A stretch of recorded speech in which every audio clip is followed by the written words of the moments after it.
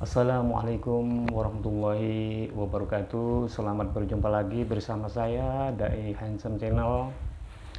Pada kali ini kita akan sharing-sharing kepada Anda, dan mohon maaf sebelumnya tidak ada maksud untuk menggurui Anda semua.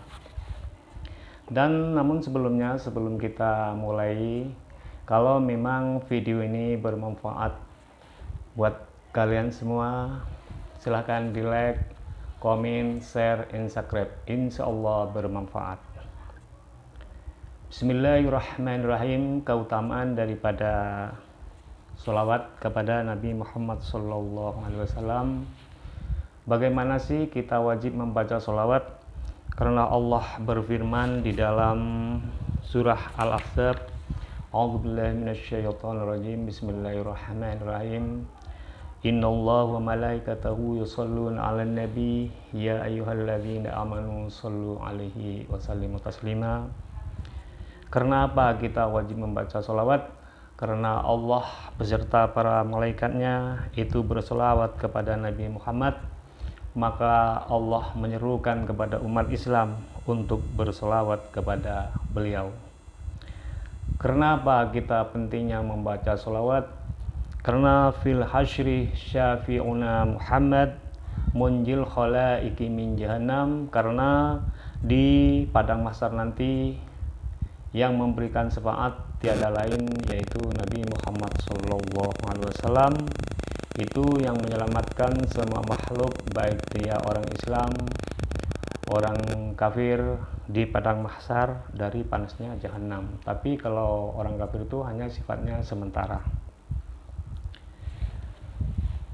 Diterangkan dari Anas bin Malikin, diterangkan dari Sayyidina Anas bin Malik anin Nabi sallallahu alaihi wasallam annahu qol, bahwa Nabi Muhammad itu bersabda, ma min du'ain illa bainahu wa bainas syama'i hijabun. Tidak ada doa kecuali di antara langit dan doa itu ada penutupnya. Hatta yusalla 'alan nabi alaihi salatu wassalam, kecuali doa tersebut disertai dengan pembacaan sholawat kepada Nabi besar Muhammad sallallahu alaihi wasallam. Fa idza shalla alaihi yahriku dzalikal hijabu wa yadkhulu du'a'u wa illam yusalli raja'a du'a'u. Maka apabila orang tersebut doanya disertai dengan sholawat, pembacaan sholawat awalnya, maka doa itu langsung menembus dan diterima oleh Allah. Apabila doa kita itu tidak disertai dengan sholawat, maka doa kita itu dikembalikan oleh Allah Subhanahu wa Ta'ala. Maka dari itulah perbanyaklah membaca sholawat kepada junjungan kita Nabi besar Muhammad Sallallahu Alaihi Wasallam dengan ucapan Allahumma sholli ala Muhammad wa ala ali Sayyidina Muhammad. Para teman-teman sekalian, dahulu keutamaan dari membaca sholawat. Hukiya anna imro'atan ja'at ilal Hasanil Basri. Dahulu diterangkan di kitab Zabdatul Wa'idin. Dahulu diceritakan pernah ada seorang perempuan datang kepada Imam Hasan Al-Basri. Faqalat, ya ustadu, innali bintan matat uridu an araha fil manami. Nah, setelah perempuan itu sampai ke Imam Hasan Al-Basri, maka perempuan itu berkata seperti ini, wahai Ustadz, saya sudah mempunyai putri yang sudah meninggal, dan saya ini mau bermimpi ketemu dia. Bagaimana caranya Ustadz Hasan?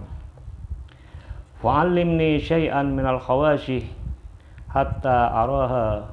Nah, maka dari itulah ajarilah kita hal-hal atau sesuatu yang khusus bagi saya, supaya saya itu melihat, bermimpi ketemu dengan putri saya. Bagaimana caranya? kiai, kata orang perempuan itu.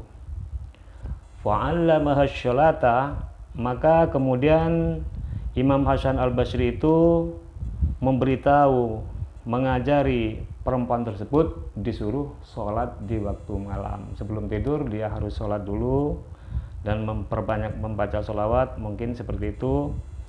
Faro'at bintaha fil manami wa 'alaiha libasun min qutranin.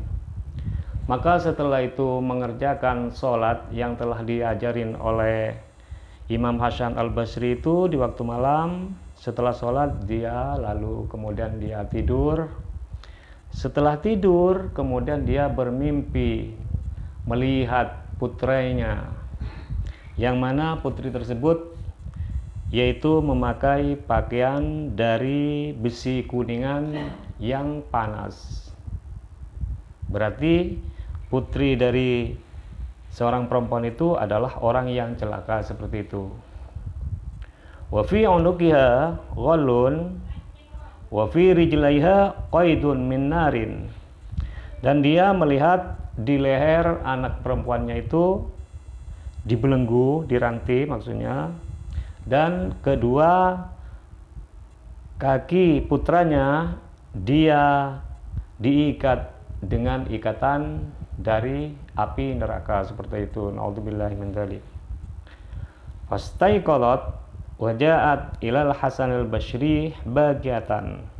Maka setelah dia terbangun dari tidurnya, maka dia kaget dan langsung perempuan tersebut mendatangi Imam Hasan al-Basri dengan keadaan menangis. Karena apa menangis? Karena dia melihat putrinya itu disiksa dengan Allah Subhanahu wa taala. Wa wasafat ma ra'athu fabakal Hasan wa ashabuhu.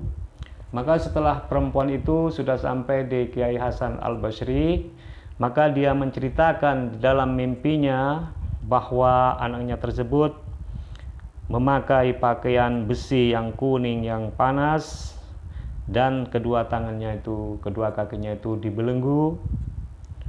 Maka setelah Imam Hasan al-Basri itu mendengar, maka semua sahabat dan Imam Hasan al-Basri itu menangis karena mendengar putrinya dia disiksa oleh Allah Subhanahu wa taala.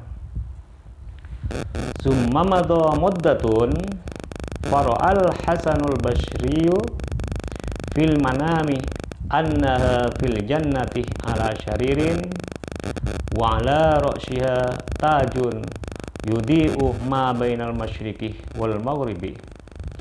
Maka di lain hari Kiai Hasan al-Basri itu bermimpi melihat putri dari perempuan tersebut, yaitu berada di tempat tidur di dalam surga seperti itu.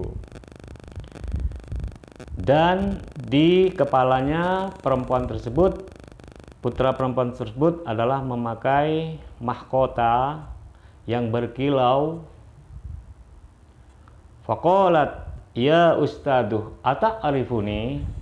Maka setelah dalam mimpinya, setelah Kiai Imam Hasan itu melihat putri dari seorang perempuan itu, maka putri seorang perempuan itu bertanya kepada Kiai Hasan al-Basri, ata'arifuni, apakah engkau tidak mengenal saya?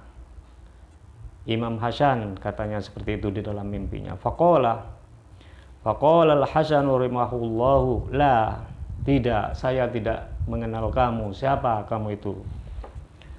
Faqalat ana bintu tilkal mar'ati allati 'allamtaha sholata.